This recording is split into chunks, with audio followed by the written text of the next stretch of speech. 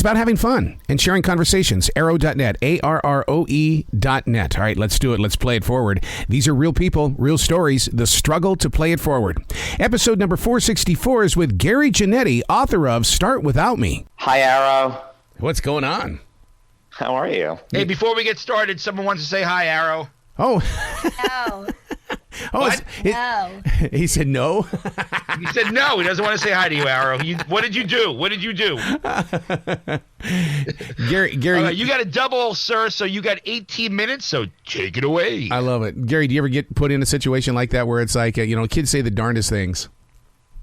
I have gotten put in. Well, the kids never, they always, say the thing you don't think they're going to say when you want them to say something else. But there's always comedy in that, because you sit there and you look at them going, first of all, I'm grateful I'm having a conversation with a child, because I love it when their words start coming to life. There's so much innocence, and yet there's so much reality. Yeah, totally. Although I don't have kids, so I'm going to go by your word. but in a way, let's take the route of Julia Cameron with the inner child. I mean, you're a very creative person. That creativity is coming from a child inside, is it not? You know what? I actually do. I kind of subscribe to that. I think it's like, you know what it is? I think it's just like staying in touch with that person. Mm-hmm. Do you ever have to go back and answer that? I mean, and the reason why I bring that up is because after 43 years of radio, one of the questions I keep bringing up in my daily writing is, someday I'm going to have to look at that kid in the eyes and say, thanks for the ride. It was fun, but it's over. Do you mean, I don't know if I'm going to have to look at my kid again. I guess that I hadn't thought of that, but I wouldn't mind. I wouldn't mind seeing that, and I think that's a good way to think of it. We got to talk about this book cover. It is the most unique thing, and I only hope and pray that you are going to market it as a poster or some sort of thing that we can put up on the wall. It says so much. Thank you. Yeah, it's a good cover, isn't it? It's a brilliant cover because it really kind of explains where we are mentally, physically, and where we want to go. I mean, it's like, I'm just going to be me. And you know what? I'm going to be me, and if you don't like me, that's okay. I like me. That's that's a good way. They presented the book cover, and I was like, I would never wear two different socks, but I like it. It's not me on the cover, obviously, but I love the way you just encapsulate it. I think that's kind of a great interpretation that I didn't even think of. So yeah, that is totally that. When you sit down to write a book such as this, I mean, you really cover some areas that are just so authentic. I mean, the time with Carol Burnett and the inspiration from Carol Burnett. I thought I was the only kid who loved Carol Burnett, but I'm seeing a different picture here.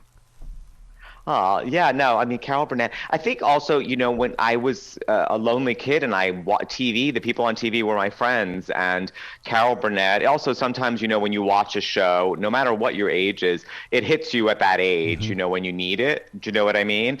And I felt so adult for watching something that seemed so adult when I was so young. And she was so warm and kind and funny that it was just like I was obsessed with getting to spend time with her. It was like spending time with, a close friend. And to see her perform live, I mean, that's still one of those moments. That was a Beatle moment for me, to be in that audience about 3 rows back and just to experience her. What did you see her in? Did you go to the taping of the show? No. She was on a tour. There all the Liza Minnelli was on this tour as well, and so they came to Charlotte once a month, and we all got to go be in the Blumenthal Performing Arts Center, and they brought their show, and to experience it was like, I mean, there was comedy. It's the one-on-oneness that she had with the audience where we asked questions and stuff like that. It was like I'm going, wow, this wasn't an act. This is really who she is. Yeah, I know. There was something about that. Obviously, most people at that show, maybe they've heard their parents talk about it. But yeah, there was something. She asked questions from the audience. It started every show. It was, it was bringing you into her world. And she kind of pioneered that. So now, in saying that, and as I was going through your book, Start Without Me, one of the things I kept going was, this needs to be in a comedy club. This needs to be in some sort of arena. He needs to bring these stories to a live audience so he can see us laughing with him as a writer. Oh, that's nice. Well, that's a nice thing to say. I was in Brooklyn last night and reading the actual Carol Burnett essay, and also Arrow. I didn't know yesterday was her birthday. Oh my God! So it came out on her birthday, and I read this essay that kind of, honors, my relationship to the show last night in front of an audience. And yeah, it was nice to get a response. You never know what people are going to laugh at or not laugh at as well when you're kind of reading. So it was a neat experience. Now, I'm also a writer, and I love those moments where it falls from the writing instrument. I use a Mont Blanc, and when something falls from the nib of that writing instrument, that makes me chuckle. I literally go, wow, I can laugh, right? I mean, I realize it just came from me, but we can laugh, right? Yeah, totally. Are you a long form writer, or are you on the computer? No, computer. Yeah, never long form. Wow. Yeah. But do you ever long for that opportunity to see that handwriting, to see what it looks like when it comes out of you? No. Really? Really? No, I don't. I'm just happy anything comes out. I don't know, like that. So related. No, I'm just so, just to get anything out is a torture. But when it comes out, though, I mean, on this side of the book, though, I'm not feeling torture. What I'm feeling is somebody who is sharing these stories that it's almost like what Dolly Parton says. Country music really is sharing a story. Your essays are exactly that. You're taking us to a place and a time where I don't have to deal with my time right now, because you now own where I am. Yeah, I like that. It's a torture to actually do the writing, but in and of itself, what it isn't.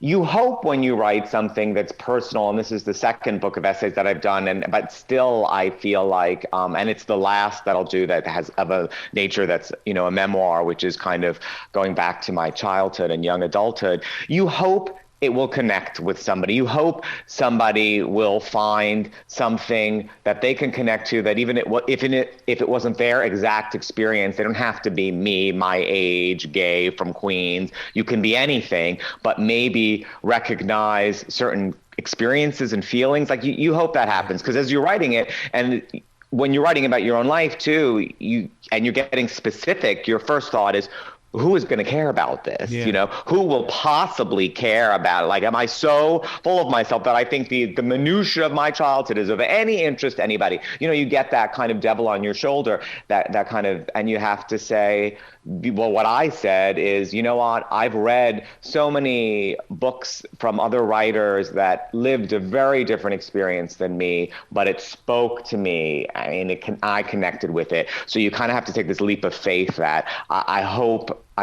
it will connect with at least one, person who reads it will recognize, a kindred spirit. You not wanting to go outside, I connected with that, because that's where I built my radio station. That's where I grabbed my Legos. See? And I would not go outside at all, because the solitude of my bedroom was where I wanted to be at all times, and it drove my parents crazy. Yeah. Now look, though, but it worked out for you. I mean, we're drawn to the thing. People are worried, but it was like, you were right. Your bedroom became a studio, and you created the career you wanted for yourself. Do you think that's because we don't want others to feel the way that we do, so therefore we do everything that we can to find ways to communicate with them? That's astute too. You think deeper than I do sometimes about that. Like, I hadn't thought of anything like quite in those terms, but yeah, possibly. I don't know, to be honest. It's always just this longing. I think human beings long for connection by nature, and I think there are different ways to connect. I still am a very private person, even though it kind of seems like, well, how can you be private if you're writing down everything and you're sharing it with complete strangers? But they can both coexist. So I still am that same person, but I still feel like. Is that because I had a book, One Man's 1,021 Thoughts and Another 1,021 Thoughts, and I said no more. Okay. I can't do it again. Oh, same. because I don't want to go live in my past. I've got too much life to live in front of me. I don't want to live in that past. Yeah, for me, it's not as much that I don't want to live in the past. It was nice to be able to revisit it in a strange way, because I actually am not a person who lives in the past. I'm not a very nostalgic person by nature. I love pop culture. Yes. I'm very much about the moment. I don't long for, I haven't watched the Carol Burnett show in many years. It's not like I haven't watched it. Probably I've seen clips, throughout the years as you maybe happen upon, but as a child was the last time I watched it. I kind of felt like like I ran out of, there's just so much I wanted to say, and I've said it. I always believe know when to leave the party. Yeah. Well, let me ask you a question from one writer to another. When you release books like this, all of a sudden you've got cleared space in your creative heart. Something's got to be charging up your new batteries. Yeah, I know. I needed to take a beat. I was also working on a TV show at the same time as I was writing the book. And it was also COVID. So it was a lot of writing inside for a long time. So yeah, after I kind of needed a moment to kind of see what that was going to be. So I'm still kind of in that process, Arrow. But yeah, I'm ready to kind of do the next thing. I always like the next thing. Oh my God. Discovery. I think that's what it is. I think I'm addicted to just discovering things as a writer. Yeah, what it is that I would want to do. I have to feel strongly about something in order to do it, especially at this stage. I've been doing it for a while, and you learn what it takes to get something from your head into the world, whether it's, a TV show or a book or anything. And you really should have a strong passion for whatever that's going to be, because that'll drive you through it. I really want listeners to understand that this book is such an important part of today, because they need to really kind of embrace their own story like you've embraced your story. But the thing is, though, is what I love about you is that you didn't hide it in a box underneath your bed or in the attic. And you can't be a writer-hider in a situation like this. People need to get their words out there. Yeah, no, I agree. I also feel like, why do you, if you're a writer, you're writing, unless you're keeping a journal, which is a different thing, and that's what you want to do, and it's very private, and it's a way of kind of self-reflection or therapy or anything like that. But if you're a writer, the whole point is to communicate. So, it's kind of disingenuous to be like coy about, well, I only want, or this audience. I want everybody to read what I do. I have there's nothing about me that's the slightest bit literary snobbishness. Like I feel very much, I'm from the neighborhood that I grew up still, that I still go back to. I just feel like if I'm writing something and I'm getting out there, I hope it can reach as many people as it can, because that's the point, right? If you're writing, you want to communicate. And if you want to communicate, you want to reach as wide an audience as you can, not a specific audience. Well, you're going to think I'm a freak, because I take my daily writing, my journals, and I put them in podcasts. And the only reason why is because I'm convinced that there's no way I'm the only one that has this emotion. And it's time to reach to that person to say, come on, let's team up. Let's create a community. You're right. You're not the only one. Yeah, we're never the only one. We think sometimes we are. And then you find, there are so many others, and it's a nice kind of way to feel not alone in some of the thoughts we have. So when you write for television and you write a book like Start Without Me, is that two different personalities, and do you have to put one in timeout while the other one gets to play? Not really. I've written for many years for Family Guy, and that's a very specific kind of writing in animation. Animation and that particular show allows you kind of a lot of freedom, and the comedy can be, of many different varieties.